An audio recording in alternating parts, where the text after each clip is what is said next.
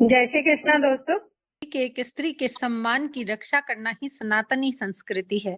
एक कवयित्री ने बड़े सुंदर शब्दों में कुछ लिखा है। नाव सदकाम की सदवृत्ति से निष्काम खेते हैं, सदा इतिहास के पन्ने भी यही पैगाम देते हैं। कभी भूले से नारी सहे अपमान की पीड़ा, तो श्री राम के घोड़े को भी लवकुश थाम लेते हैं। तो श्री राम के घोड़े को भी लवकुश थाम लेते हैं और चलते हैं उस सभा में जहां रोती बिलखती याचना करती द्रौपदी और परम भागवत भीष्म से ऐसी बातें सुनकर निराश थी। राजदंड हाथ में लिए अंधे धृतराष्ट्र शांत हैं, द्रोणाचार्य ने आंखें मूंद ली हैं और सभा स्तब्ध है। पंच पांडव नेत्रों से अश्रु झलकाते नतमुख वस्त्रहीन बैठे थे।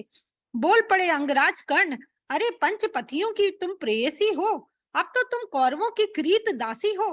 तुम तो बड़ी विदुषी हो, विचारशीला हो। उस समय धर्म की व्याख्या कहाँ चली गई थी जब तुमने मुझे सूत पुत्र कहकर मेरा अपमान किया था? क्या तुम शास्त्रों की बात से अपरिचित हो? क्या शास्त्र नहीं कहते कि जन्म से कर्म श्रेष्ठ होता है? विधाता ने संसार की रचना तो जन्म प्रधान न करके कर्म प्रधान ही की है। कर्म प्रधान विश्व करी राखा, जो जस करहीं तस फल चाखा। उस समय ये धर्म की परिभाषा कहाँ चली गई थी? आज अंगराज से भी भूल हुई। वो क्रोध और प्रतिशोध की अमिट ज्वाला लिए आज तक बैठे हुए थे। क्या तुमने स्वयंवर की शर्त भूल गई? लक्ष्य भेद अर्थात पौरुष शौर्य और सामर्थ्य, वहां मेरे धनुष उठाए जाने पर जाति जन्म और वंश परिचय के प्रश्न क्यों उठाए? क्या वो अन्याय नहीं था? यदि फाल्गुनी ही तुम्हारे अभिष्ट थे तो स्वयंवर की आवश्यकता क्या थी? और फिर देवताओं ने भी तो नारी के लिए एक पति वरण का विधान लिखा था। तो पंचपतियों की प्रेयसी लज्जा संकोच और नारित्व की दुहाई दे, क्या ये उचित है? ऐसी स्त्री को तो सभा में विवस्ना भी कर दी जाए तो कोई अत्याचार नहीं होगा, कोई अन्याय नहीं होगा। आज अंगराज क्रोध में अपने विचार गुण धर्म और आदर्श सब भूल गए थे। कहते हैं क्रोध चांडाल होता है, वो देवताओं का भी पतन कर देता है। हालांकि कर्ण तो सूर्य पुत्र हैं, उन्हें ये शोभा नहीं देता, लेकिन आज अपराध हुआ है उनसे भी। आज कर्ण के अलावा इस सभा में जो जो बैठे हैं आज वो सब अपराधी हैं। और भगवान ने गीता में कहा है कि गलती की क्षमा है, लेकिन अपराध का तो दंड ही है। दुशासन ने द्रौपदी की नील कुंचित केश राशि को खींचते हुए कहा, सुंदरियों के मुख से तत्व चर्चा शोभा नहीं देती। चिल्ला पड़ा दुर्योधन, अंगराज कर्ण सही कहते हैं दुशासन, कर इसे विवसना। द्रौपदी की करुणा में दशा देखकर भीम क्रोध से भर गए। युधिष्ठिर की तरफ हाथ करके बोले, धर्मराज, अपनी रक्षिता नारी को जुए में हारने का दृष्टांत इतिहास में कलंकित पन्ने में लिखा जाएगा।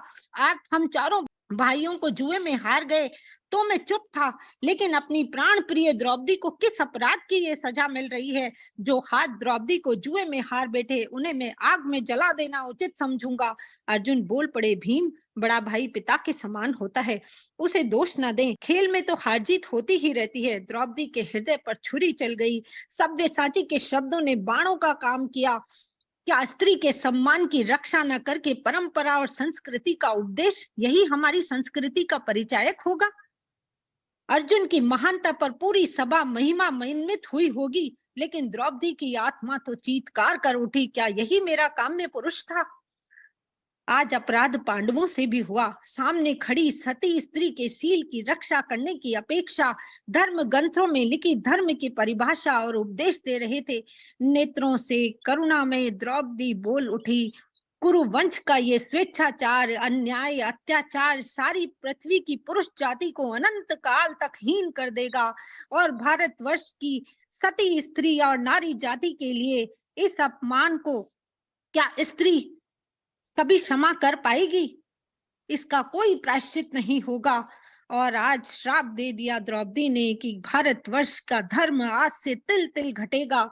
मन ही मन श्राप देकर रो पड़ी द्रौपदी। तभी दुर्योधन फिर पुकार उठा, दुशासन कर विवसना इसे, और दौड़ पड़े विदुर गांधारी के महल की ओर। इस विभत्स को अगर कोई रोक सकता है तो वो केवल एक नारी ही होगी, क्योंकि नारी के मन की पीड़ा तो नारी ही समझ सकेगी।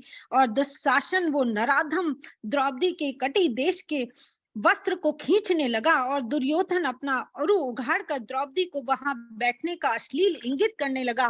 लाचार, एक वस्त्रा, निस्तेज, क्लांत और स्तब्ध द्रौपदी समझ गई कि संसार का बल उसकी रक्षा नहीं कर पाएगा।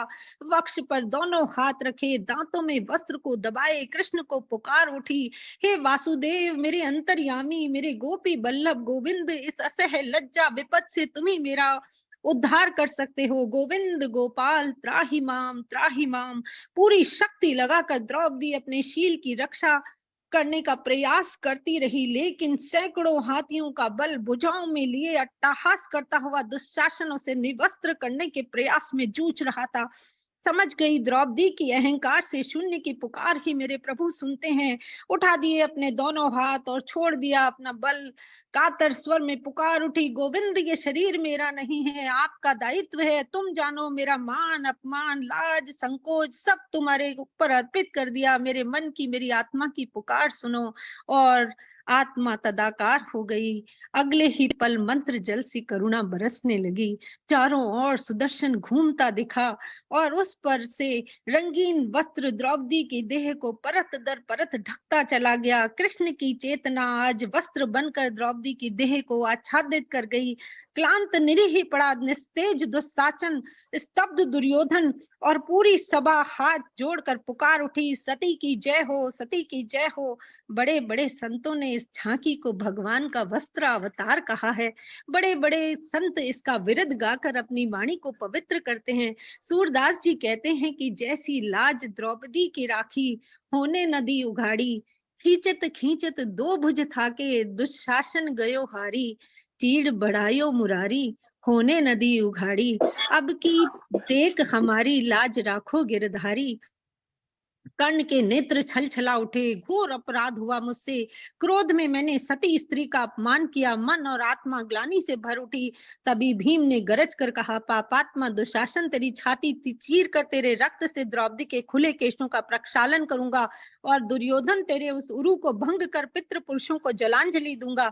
जिस कठिन यात्रा पर, जिस दुर्गम पथ पर डाल दिया था द्रौपदी को श्री कृष्ण ने, वो जानते थे ये समर्थ है, इसके पास पतिव्रता है, इसके पास आचरण की पतिव्रता है, सदाचार का बल है, इसके पास विचारों की उज्ज्वलता है और श्रेष्ठ गुण हैं, इसने जीवन भर धारण किए हैं। इस पथ पर लाना था द्रौपदी को।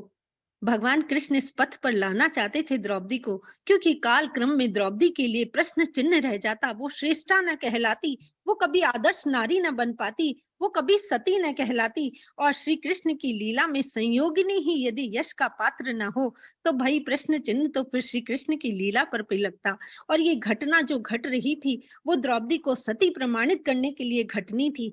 दूसरा कारण था, कृष्ण के माथे वो ऋण धरा था, वो चीर दिया था वो मंगल वस्त्र द्रौपदी ने, और चीर कर करुणा निधान के हाथ पर पट्टी बांध दी थी। कृष्ण को उऋण भी होना था। जय श्री कृष्ण।